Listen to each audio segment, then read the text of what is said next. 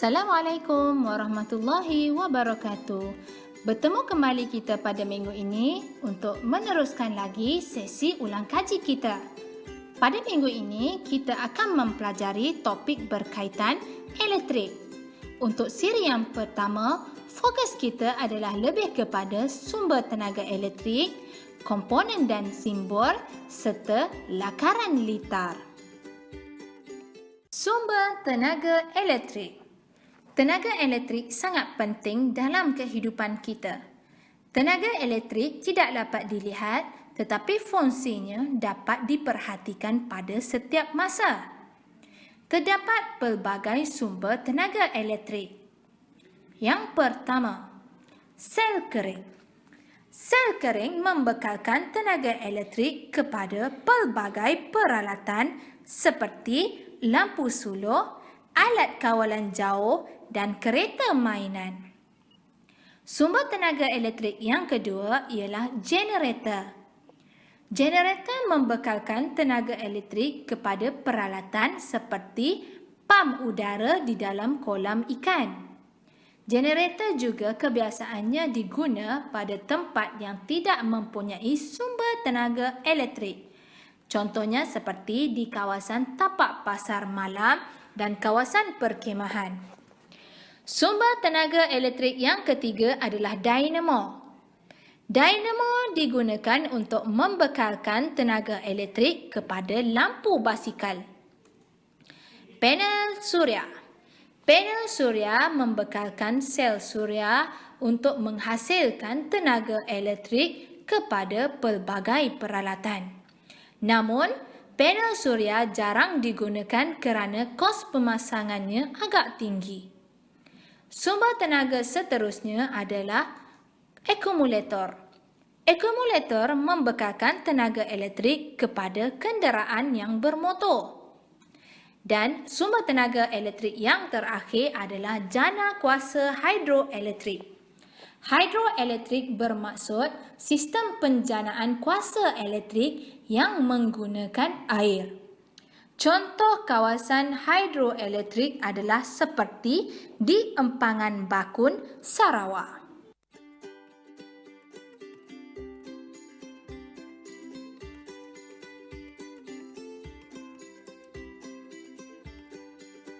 Eddie dan adiknya sedang menonton televisyen. Tiba-tiba bekalan elektrik terputus. Seluruh kejiranan menjadi gelap. Eddie menggunakan cahaya kebiruan pada telefon bimbitnya untuk membimbing dia ke rak. Dia mengambil lampu suluh. Eddie menghidupkan lampu suluh. Mereka bernasib baik kerana mempunyai pelbagai sumber tenaga elektrik. Mari kita lihat satu persatu. Televisyen dan lampu di dalam rumah mendapat bekalan tenaga elektrik daripada loji jana kuasa elektrik. Loji jana kuasa elektrik adalah sumber tenaga elektrik yang besar. Ia mampu membekalkan tenaga elektrik ke seluruh bandar dan industri. Satu lagi sumber elektrik adalah bateri cas semula di dalam telefon bimbit Eddie. Sumber tenaga elektrik untuk lampu suluh adalah sel kering. Akumulator di dalam kenderaan bermotor juga merupakan sumber tenaga elektrik. Ia digunakan untuk menghidupkan enjin kenderaan. Basikal menggunakan dinamo sebagai sumber tenaga elektrik untuk lampu hadapannya. Sel suria juga merupakan sumber tenaga elektrik. Ia menukarkan tenaga cahaya kepada tenaga elektrik. Apabila kita berada di luar, generator mudah alih adalah sumber elektrik yang sesuai. Sumber-sumber elektrik ini menukarkan tenaga kimia, tenaga kinetik atau tenaga cahaya kepada tenaga elektrik. Baiklah, seterusnya kita teruskan dengan komponen elektrik dan simbol. Komponen yang pertama adalah mentol. Mentol digunakan untuk menghasilkan cahaya apabila tenaga elektrik melaluinya. Simbol bagi mentol adalah seperti berikut. Komponen yang kedua adalah wayar. Wayar berfungsi bagi membenarkan tenaga elektrik mengalir melaluinya. Simbol wayar adalah seperti berikut.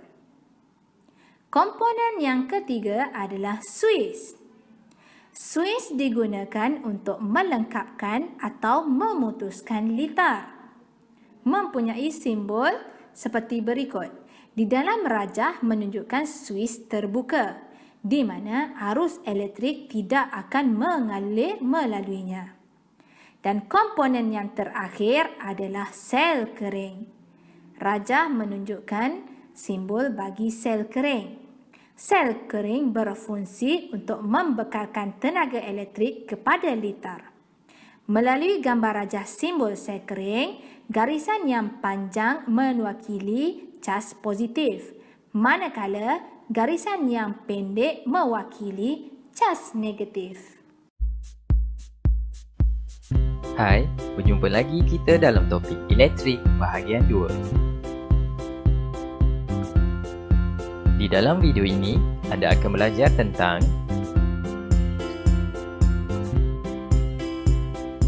komponen asas litar elektrik, fungsi suis,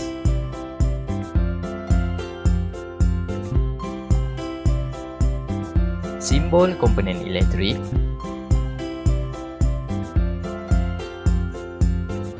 dan faktor yang mempengaruhi kecerahan mentol.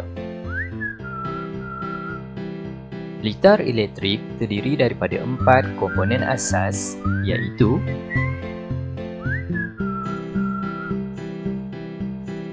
sel kering,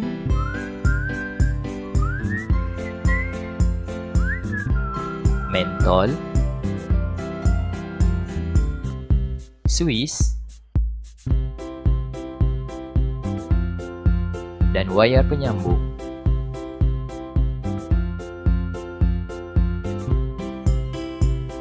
Suis ialah alat yang digunakan untuk menyambung dan memutuskan litar elektrik.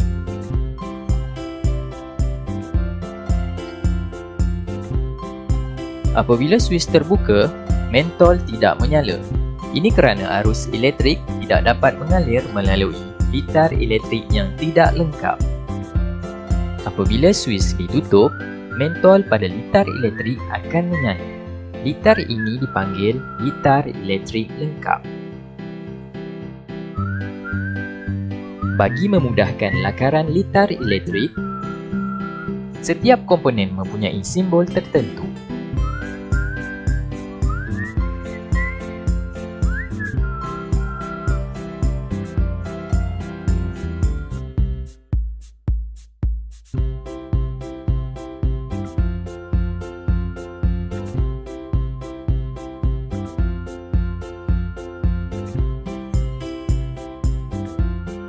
Apakah yang mempengaruhi kecerahan mentol?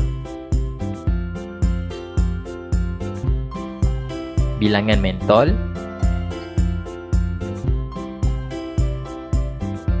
dan bilangan sel kering.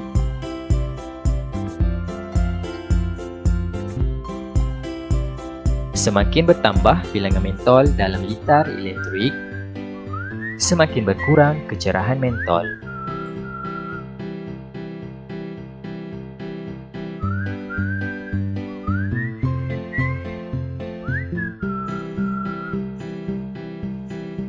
Semakin bertambah bilangan sel kering dalam litar elektrik, semakin bertambah kecerahan mentol.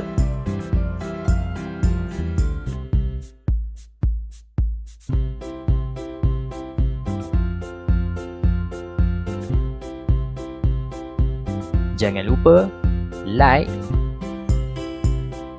subscribe, dan share. Terima kasih kerana menonton. Assalamualaikum. Bye-bye. Lakaran litar adalah sama seperti keadaan litar yang sebenar. Cuma, apabila dibentuk dalam lakaran, segala komponen akan diwakili oleh simbol. Contohnya seperti anak panah menunjukkan kedudukan sel kering. Dan anak panah seterusnya menunjukkan simbol yang diwakili oleh mentol. Bagi lebih memahami berkaitan dengan topik ini, jom kita saksikan video yang Umi sertakan. Alhamdulillah, selesai sudah pembelajaran kita. Jangan lupa ulang kaji dan buat latihan yang Umi sediakan. Assalamualaikum.